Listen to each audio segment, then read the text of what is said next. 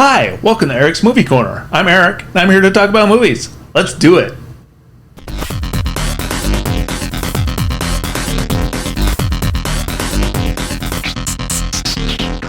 Today, I'm going to be trying something a little different in that I'm not going to be reviewing a specific movie. I'm just going to be discussing something in very broad terms, and that is the future of watching movies. Things have gotten very interesting, and things have changed a lot over the last 20 years. I was just looking at some of my Facebook memories yesterday, and one of them involved somebody telling me to watch something on Netflix Instant View. Netflix Instant View was a new feature at the time. A lot of you might not realize that Netflix was originally a disc rental service. That's right. One of the reasons Netflix became so popular is that previous to their ability to stream movies over the internet, they were a rental service with no late fees. Some of you may be too young to remember when video stores were a thing.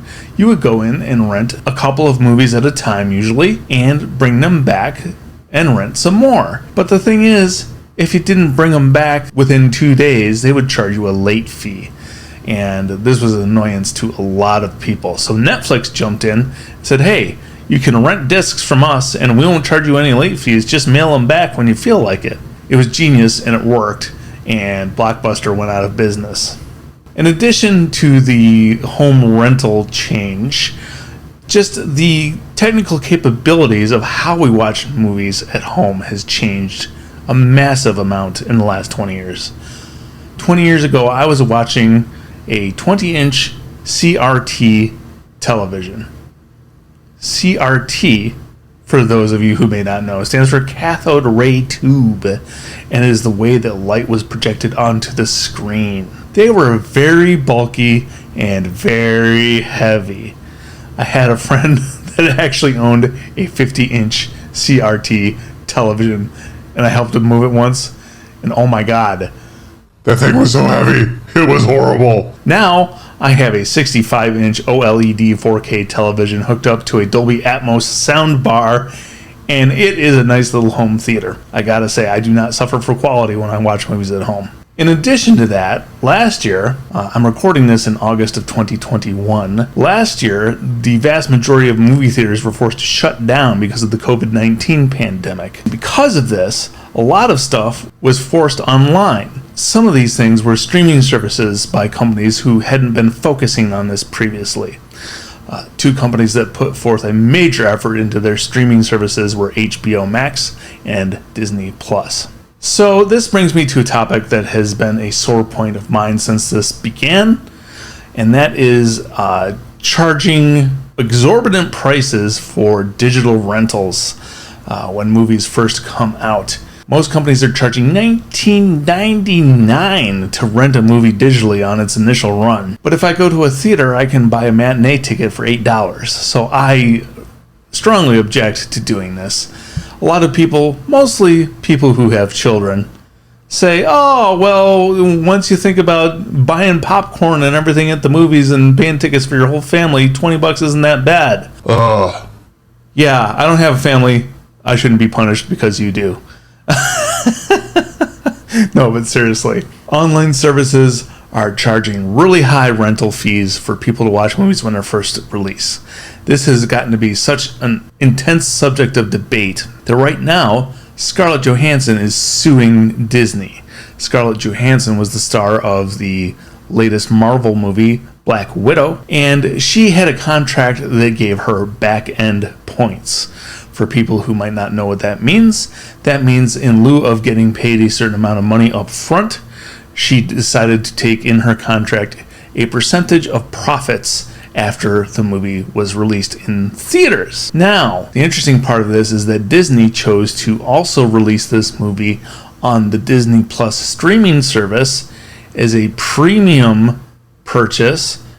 So people had to pay $30 to watch this on Disney Plus. And the way that Scarlett Johansson's contract was written, because it was all decided way before the pandemic happened, did not include any language, as I understand it, about the streaming service specifically. So Disney went and released it on the streaming service at the same time as in the movie theaters. I think the difference in Scarlett Johansson's income was about $50 million because of that decision.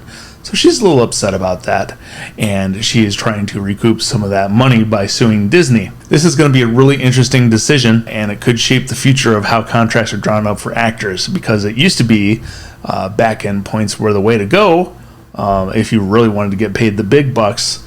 And now, if companies decide to do this streaming thing, none of the actors are going to do this without the language in there that includes streaming service profits as well.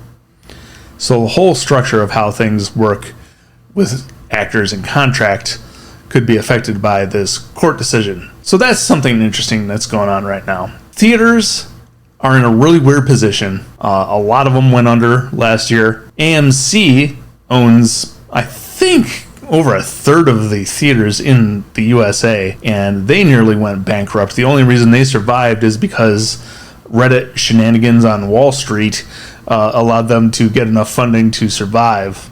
But it was a close one. So, the future of theaters is uncertain, to say the least. A lot of them are being forced, well, not anymore so much, but for a while we were being forced to do social distancing so people would not be able to have somebody seated directly next to them, which limited their seating capacity and thus their ability to make money. So theater chains have really been unhappy with this whole situation since the pandemic began. And when you add on top of that the prevalence of streaming services now offering different ways for people to watch movies at home, it might be kind of ugly for the theaters in the near future. I personally encourage everybody to go see movies in theaters when they can. Now, be safe. Don't cross your own comfort lines. Because this pandemic is really something that's people are reacting to in various different ways and levels of concern. So, I'm not trying to tell you to go to a theater if you think it might be harmful to your health. Don't.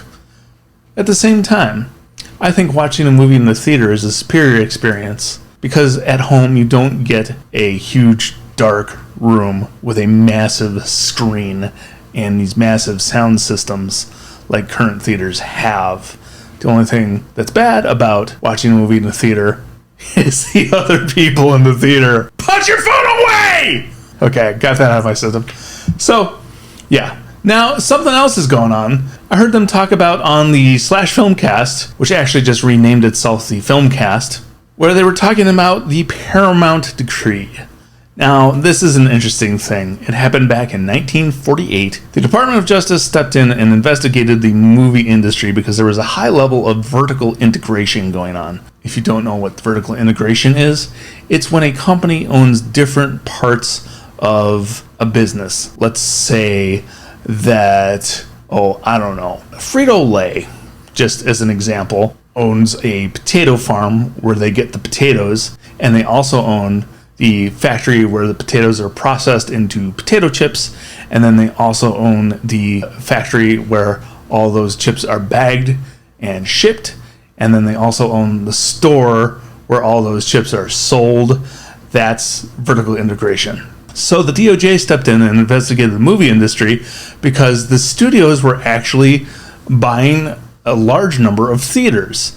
And what they were doing is just releasing their own movies in their own theaters, so that's the only place that you could see them. Kind of a nasty trick. And it's one that the DOJ stepped in and kind of broke up.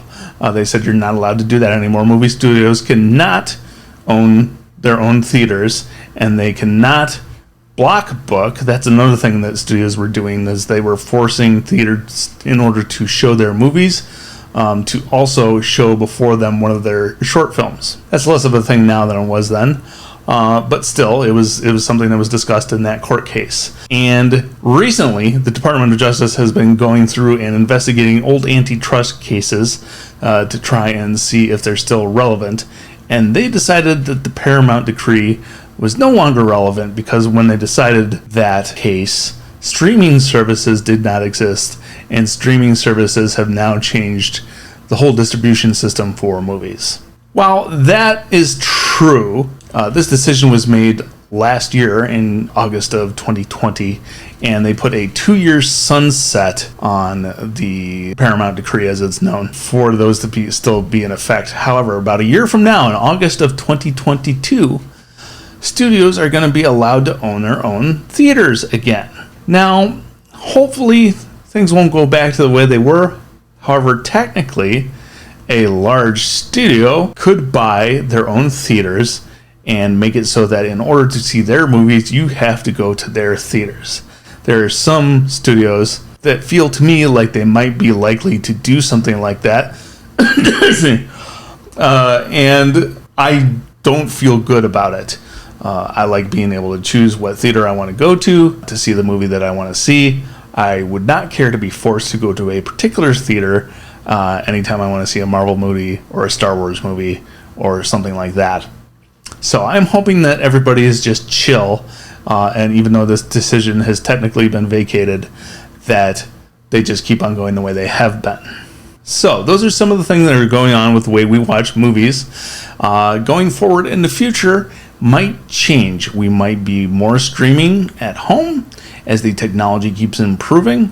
Internet speeds keep getting faster, TVs keep getting better, home sound systems keep getting better, and it also seems like at this point in time, at least, it's becoming increasingly difficult to run a movie theater and actually be financially successful. They're just limited in so many ways because of the pandemic at this point in time.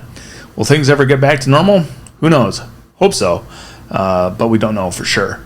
So those are just my thoughts on how watching movies has changed over the last 20 years and how it is changing right now and what it might look like going forward.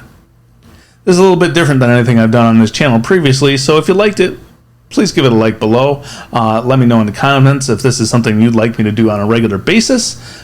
Instead of doing a particular movie review or a list, let me know if you'd like me to occasionally discuss random topics related to movies like this is right here. Please subscribe and hit the notification button down below so you know when I post stuff. Thanks for stopping by Eric's Movie Corner. Come back next time.